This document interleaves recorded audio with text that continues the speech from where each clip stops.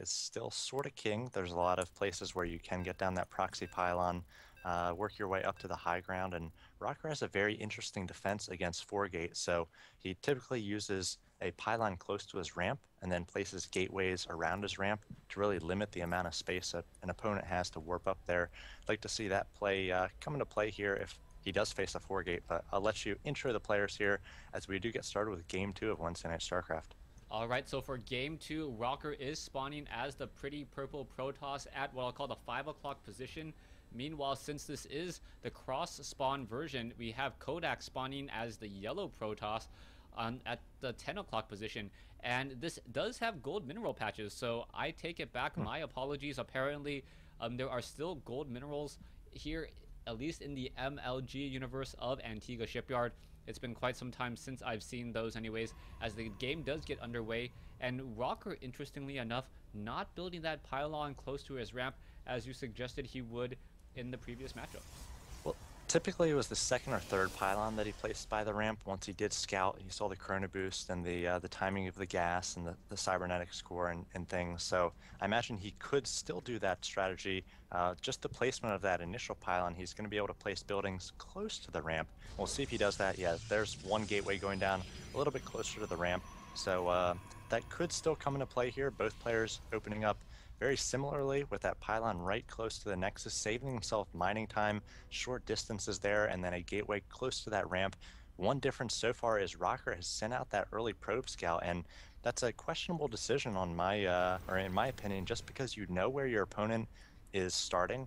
You don't have to check all 4 starting locations or all 3 other starting locations.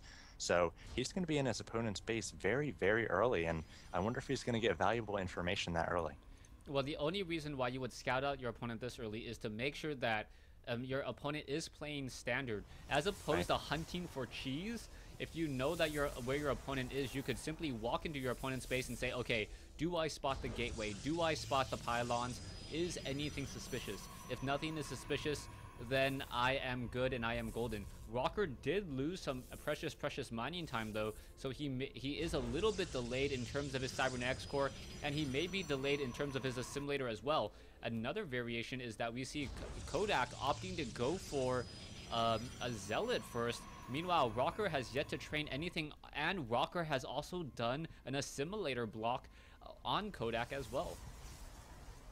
Yeah, we do see a lot of chrono boosts saved by Kodak, so he might be saving that for his warp gate tech. And there goes the first chrono going down on that warp gate, and a chrono on a zealot and stalker as well. He wants to get these units out quickly to take down that assimilator, which Rocker was able to place there. And so Rocker places down that assimilator, really going to delay his opponent's gas mining. But with that early scout and that assimilator, he's going to be a little bit behind mineral-wise. So we'll see whether Kodak is able to eke out an advantage because of that. We'll see another chrono boost does go down on the cybernetic score for Kodak, and checking out the harvester count is 21 to 21. Things shaping up pretty evenly here. The Rocker with that gas steal definitely changes the dynamic of this early PvP. Yeah, one thing I'm not quite sure about is if Rocker knows that he only has 2 probes on his second assimilator. He did try to get that additional gas early, but he's not really harvesting it all too much. He does have a fair amount of probes out on the field. Perhaps he needs more minerals. He just transferred 1 more into there as well, as we now see 2 additional gateways warping in from Kodak. So Kodak will be going into 3-gate. Will he be getting up a 4th gate, or will he go for a robotics facility or a Twilight Council? Looks like he is bringing a probe across the field, so might try for a little bit of aggression. And like I said, Rocker placing that gateway right at the top of his ramp, so he's going to be able to use those early sentries and ranged units to try to deny his opponent sight on that high ground. And we'll see whether Kodak is able to do any damage here. His 2 gateways are going to finish. His warp gate tech about to finish as well. He has not had any early gas. Well, actually, he hasn't spent a lot of early gas, so he will be able to get a few warp-ins of stalkers. I thought maybe he would be a little bit limited there because of that gas steal, but Rocker's spending a lot of gas himself on sentries, and now pushing out here, going to be able to find these units and going to start focusing down these stalkers. He needs to get back up into his base. He's going to lose at least a stalker, perhaps. A nice force field there, traps the units at the bottom of the ramp, and he might get a free zealot here. Does an excellent job so far of microing these units, but all very low shields. Yeah, that was really just, I think, poor play on the part of Kodak. Kodak could have easily focused down that Stalker, didn't go for the Stalker. You saw two low hit point sentries, and now those sentries will be getting their shields back up once more, and these Zealots are not going to really be able to do much. You're going to see perhaps another force field on the ramp, and Rocker with 4 sentries, and all of them have been in play for quite a while. He's going to be in a very nice position. He can just chain force fields, and I think Kodak realizes that he needs to pack up and go home because there's not much he can really do. Yeah, Kodak for a little bit there was posturing that he would go for an expansion, but Rocker's actually been able to sneak a few Zealots into the mineral line of Kodak. How many probes has he been able to kill? Looks like just one, so not really worth it economically there for Rocker, but at least forces his opponents to play a little bit more defensively, perhaps keep those units at home. He was already on his way back, and now we'll see whether Kodak goes for that expansion and whether Rocker follows. All right, so Rocker now getting up that expansion at the 8-minute mark. He does have a lot of sentries and stalkers still. We can see that the robotics facility is up, and an observer is already making its way across the field as well. Stalkers are going to find the proxy pylon that Rocker set up, and this is turning out to be a macro style game, as Rocker is currently supply blocked 53 over 50, and now we see Kodak going into a Templar Archives. Yeah, very interesting. And he actually chose Charge instead of Blink on that Twilight Council. So might be going for Charge Lot Archon, and we'll see how Rocker is able to defend against that. It's a very good early and mid-game, not early because it's hard to get Archons that early, but a good mid-game tactic in PvP or strategy. But it sort of falls off as you get into the late game, and as your opponent transfers to Colossi. We do see that Rocker has gone for the robotics facility. I don't think he has the bag quite yet, but he's going for a Twilight Council, and if he's able to use Blink and also a little bit of Sim City here, he could defend against this quite easily if he's able to really cut down the opportunity for those Zealots to charge and those Archons to get in onto his units. All right, so Zealots and Stalkers now making their way in. They are going to be trying to hit over here at the 3 o'clock position.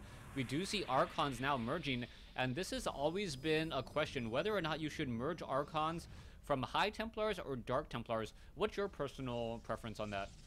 I think it really depends on what else you're going for. Since he does have charge lots, he's able to use the higher gas, regular old Templar to get his Archons. If he was going for more of a Stalker-based composition where he needed that gas, then DTs, which are a little cheaper gas-wise, might be the smarter move. So I think it just depends on what other units you're going for besides Archons.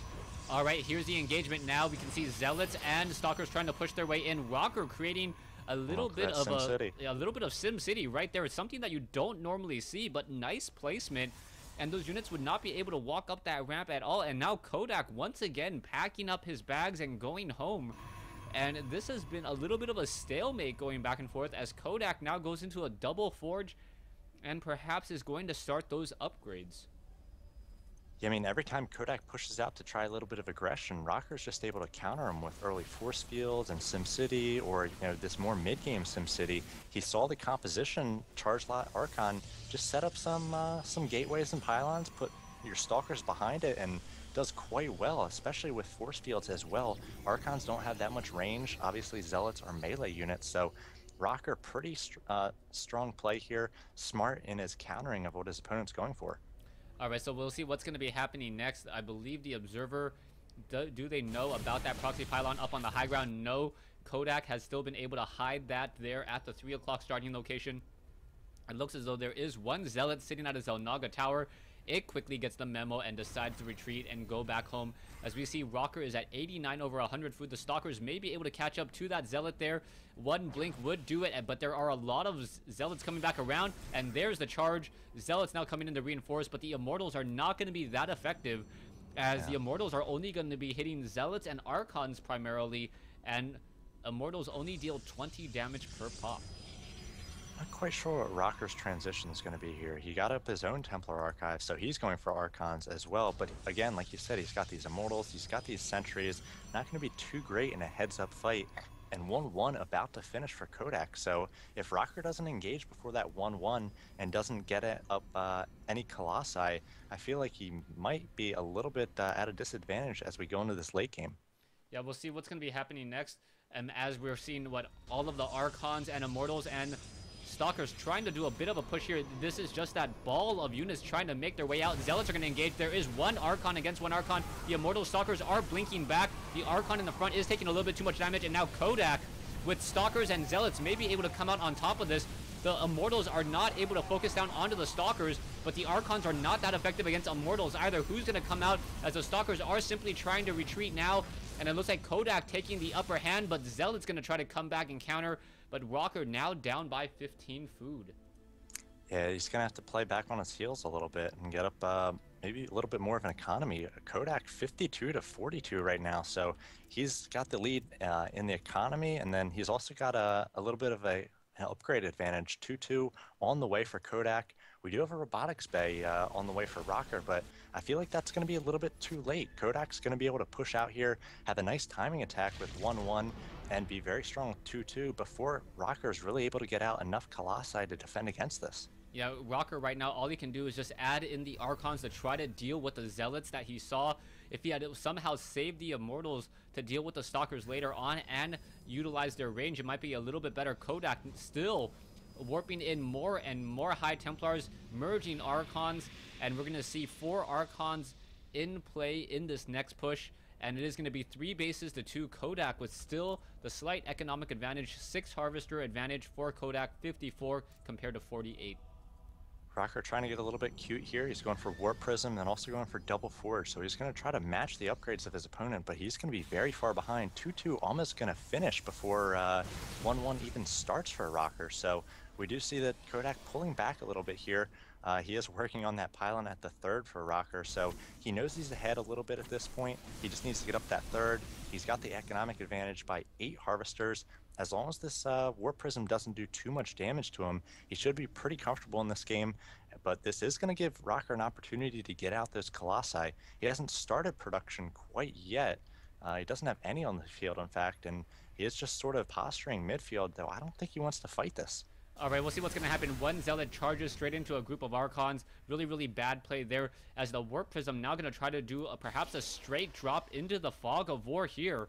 And if they're able to just unload, perhaps the Zealots will be able to make their way in. It looks as though a lot of the gateways are currently on cooldown, and here we go. We are going to get 3 Zealots. Zealots are now being dropped, and Zealots do have charge. The Warp Prism needs to warp in some additional units, perhaps behind the others, as we are now going to see another engagement. So the Zealots are battling it out.